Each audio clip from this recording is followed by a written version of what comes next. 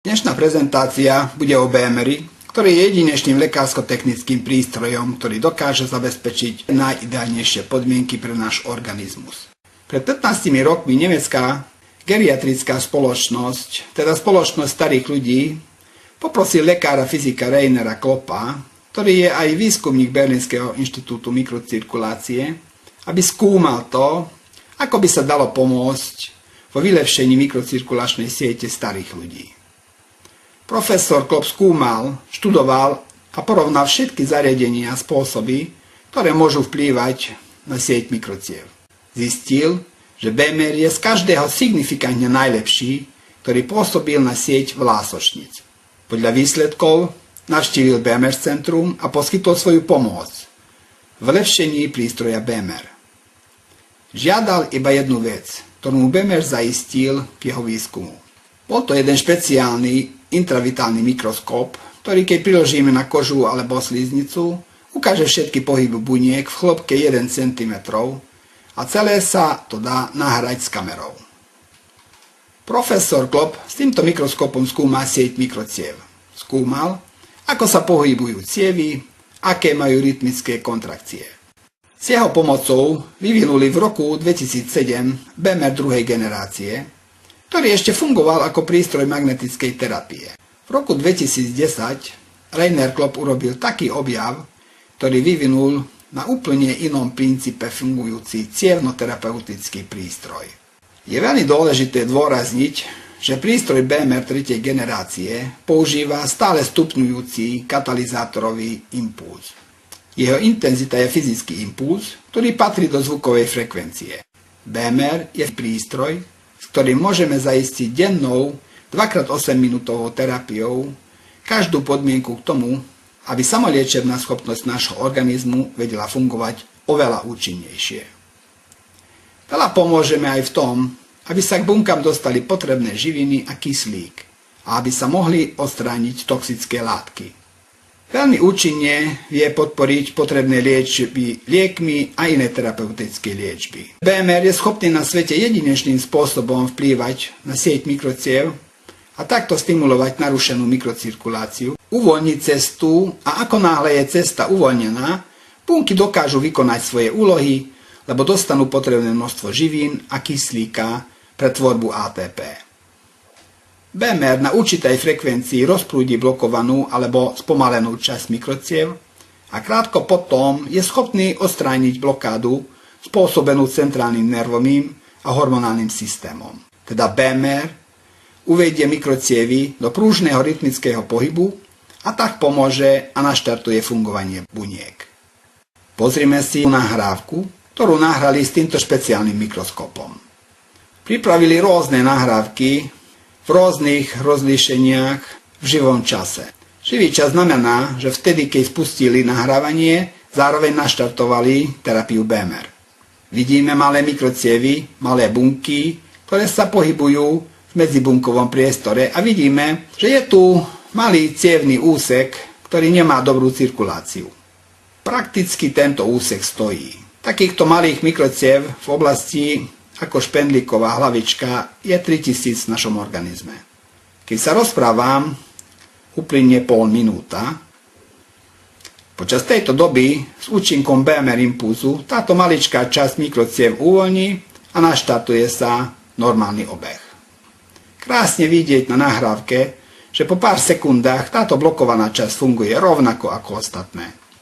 Teraz vidíme nahrávku, na ktorej je črevná sliznica človeka, ktorý žije v chronickom strese, ale okrem toho je považovaný za zdravého. Vidíme 3 úseky mikrociev rôzneho prierezu. Vidíme, že cirkulácia je v tomto úseku veľmi obmedzená. Nasledujúca nahrávka je po 1 minúte po terapii a vidíme na nej tok v týchto mikrocievach. Nie je treba komentovať, čo vidíme. Táto zmena po 2-minútovej terapii s BMR-om je jednoznačná aj pre laikov. Na cievnej stene si môžeme všimnúť malé guličky, tzv. Natural killer bunky, ktoré sú v krvnom obehu a ničia nepriateľov organizmu. Vidíme, že po 4. minúte sa krásne naštartovala cirkulácia, čím viac natural killer buniek cirkuluje pozdĺž kapilárnych cien. Prakticky od nich závisí naša ochrana od nádorových buniek. Ale čo, ak má niekto zlú črevnú sliznicu, ako u stresovaného človeka? To, čo robia natural killer bunky, je ochranný mechanizmus. No na črevnej sliznici so zlou cirkuláciou nevie účinne fungovať. Nevedia sa tam dostať, alebo si nevšimnú vznik nádorovej bunky. To je vysvetlenie na to, prečo sú častejšie nádory žalúdka, hrubého čreva a konečníka u ľudí žijúcich v strese. Nasledujúca nahrávka je unikátnou na svete, fantastický záznam. Úplnou náhodou ho natočil Rainer Klopp počas jeho výskumov. Jedna natural killer bunka vystúpi zo steny mikrocievy, oni nerobia nič iné, len cirkulujú v kapilárnom systéme a sledujú, kde je nakazená, zmutovaná nádorová bunka. Keď ich nájdú, vystúpia z cievnej steny a ako kamikadze ich obetovo zlikvidujú. Fantastický záznam. Ako pôsobí na vnútroorganové funkcie BMR, to nám ukáže nasledujúca nahrávka. Najprv vidíme fungovanie zdravej pečene. Pečeňové bunky sú dobre zásobené krvou. Preto je to na začiatku záznamu, aby bolo vidieť rozdiel medzi chorou a zdravou pečeňou. Tento záznam ukazuje pečeň chronického alkoholika. Táto pečeň bola v stave pred transplantáciou a posledná pomoc pre ňu bola BMR terapia. Je jasne viditeľné, o koľko je horšia cirkulácia v chorej pečeni pred terapiou BMR. Minimálna cirkulácia a viditeľné amorfné, mastné, degenerované bunky. Toto sa nedieje len u alkoholikov. Zlou správou je, že vážne poškodenia pečene sú spôsobené i hepatitisom, zápalom pečene alebo vplyvom nepriaznivých účinkov liekov. Po dvojtýždňovom terapii BMR sme mohli vidieť takýto obraz. Výrazne sa zlepšili enzymy pečene. Na nahrávke je vidno, ako krásne sa regenerujú bunky, cirkulácia sa zlepšuje, kým nedosiahne dokonalosť. Pečeň má veľmi dobrú regeneračnú schopnosť. Môže byť na 90% poškodená, no aj vtedy sa vie obnoviť, regenerovať a k tomu je obrovská pomoc BMR. Aké pozitívne skúsenosti sú s BMRom? Tu môžete vidieť nohu diabetika. Veľa diabetikom sa dostane noha do takého stavu. Studená, opuchnutá, edémová noha v strede s vredom. V takýchto prípadoch sa noha amputuje. Po jednomesačnej BMR terapii je výrazné zlepšenie. A po dvojmesačnej terapii tam ostane len červená pigmentácia. To je diabetická noha, ktorú by amputovali od človeka. S pomocou 6-7 terapií sa dokonale obnovila. Bohužiaľ jeden prst museli amputovať. V prípadoch, kedy je definitívna gangréna, odumieranie alebo jedna obližka, ktorá je v konečnom štádiu zastavená, už pomôcť nevieme. Ale myslím, že každému stavu, ktorý je pred konečným štádiom, BMR dáva možnosť pre organizmus, aby sa vedel regenerovať a obnovovať. Teda vidíme, že BMR terapia veľmi efektívne pomôže, hlavne vtedy, ak je kombinovaná s inou terapiou. Následujúca fotka je veľmi škaredá. Toto je veľmi zanedbaná noha. Je vidno, že by bolo potrebné ju od kolena amputovať. Profesor Rožoš, ktorý používa BMR, ošetroval túto nohu a za 6-8 týždňov sa pekne obnovila. Čo bolo potrebné, odrezal, to už boli odumreté časti. Ale nohu sa podarilo zachrániť.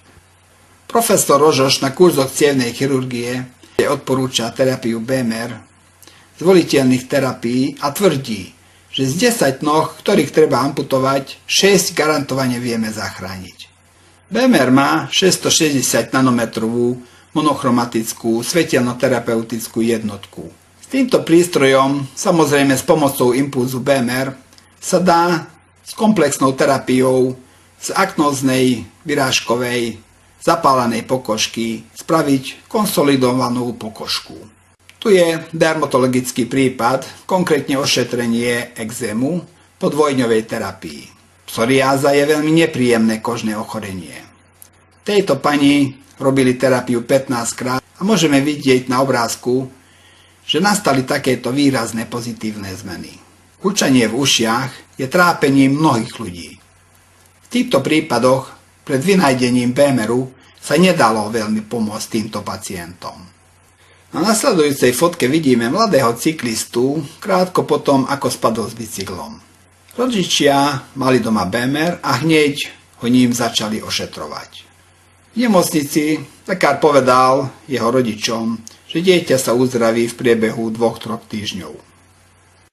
Áno, ale ten lekár ešte vtedy nepoznal BMR. Mladík sa uzdraví za 7 dní. Je to obrovská možnosť aj v tomto smere medicíny. Tomuto mužovi explodovala fľaša pred tvárou. Mal popáleniny 1. a 2. stupňa. Keďže má skúsenosti s BMR-om, nesúhlasil so žiadnou operáciou, chcel, aby ho ošetrovali s BMR-om. Na sérii fotiek vidno veľmi dobre, že sa rozhodol správne, lebo za 13 dní sa mu krásne regenerovala pokožka na tvári a prakticky úplne sa mu uzdravila tvár. Percento úspechu liečenia s BMR-om je vidieť zvisle a vodorovne sú uplynuté týždne. Je pochopiteľné, že na tomto grafe sa vyrovná v 4. týždni vylepšenie stavu s nezmeneným stavom. V 1. týždni vidíme, že dominuje skôr nezmenený stav. Ale v 6. týždni už 70% uzdravený a 20% vylepšený. Takže 90% ľudí používajúc BMR prešlo výraznou zmenou. BMR je fantastický preto, lebo nelieči priamo, ale vytvorí lepšie prostredie pre náš organizmus, aby organizmus sám vedel seba vyliečiť. Alebo tak vylieči seba, že dostane pomoc cez nejakú inú terapiu. Náš organizmus sám najlepšie pozná cestu, ktorou si najefektívnejším spôsobom vie vyriešiť problematické partie či chorobné stavy. Musíme mu dať dosť času. Nič nemôžeme prinútiť v záujme toho, aby sa čím skôr a v čo najväčších krokoch vyliečil, lebo taký prístup môže mať aj straty. Preto informujeme a upozorníme pacientov, že podľa terajších skúseností organizmus potrebuje približne 6 týždňov na takú regeneráciu a vyliečenie, čo je cítiteľné, merateľné a očne viditeľné.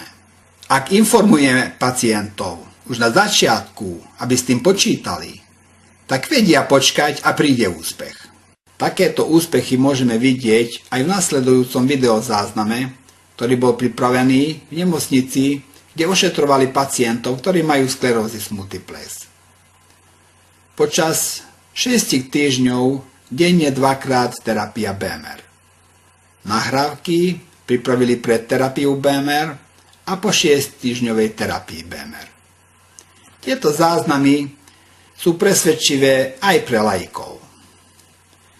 Na videonáhrávke vidíme, že na začiatku ešte majú problém s použitím svárstva noh.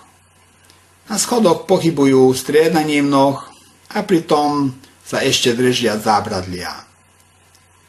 Po 6 týždňoch vidíme zlepšenie v rovnováhe a v tom, že sa oveľa lepšie vedia pohybovať na schodoch.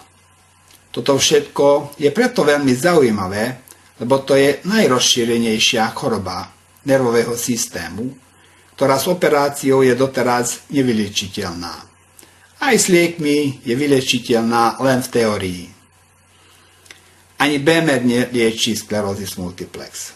Ale napríklad bude efektívnejšie vystrbávanie lieku a takto viditeľným spôsobom sa dokážu zmeniť životné podmienky pacienta. Podľa doktora Duraji, cez vylepšenie cirkulácie BMR-om je schopnosť organizmu pustiť liečbu sklerózis multiplex úžasná.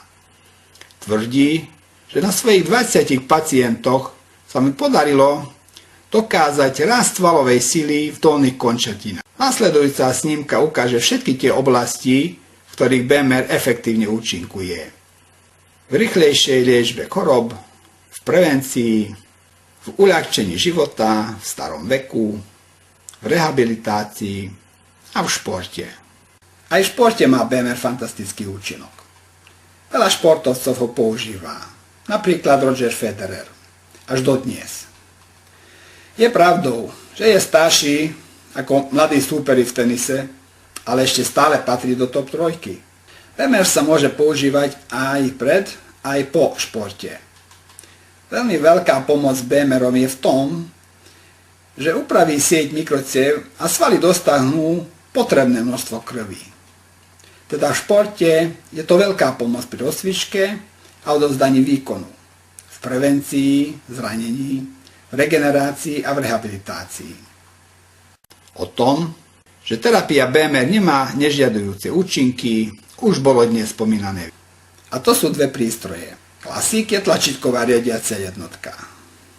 Tu je vidieť intenzitu od 1 po 10 a 3 programové balíky. Môžeme používať tieto intenzity, programové balíky a spánkový program. Dá sa s ním čítať čipovú kartu. Set profesionál dokáže naraz robiť dva rôzne veci. Napríklad vie ošetrovať dve osoby, alebo na jednej osobe vie účinkovať od seba nezávisle s dvoma aplikátormi so svojimi nastavenými programami. K prístroju BMR sa dá dostať viacerými spôsobmi. Je najlepším riešením kúpa prístroja. Ak finančné možnosti nedovolia túto investíciu, tak je možnosť na úver, poprípadne podnikateľským objektom na leasing. Ale je možnosť aj pre nájom prístroja. Vyskúšajte aj vy prístroj BMR. BMR je veľmi potrebný, pretože k získaniu ideálneho stavu fyzického tela v tomto fyzickom svete je potrebná ideálna rovnováha tela, duše a ducha.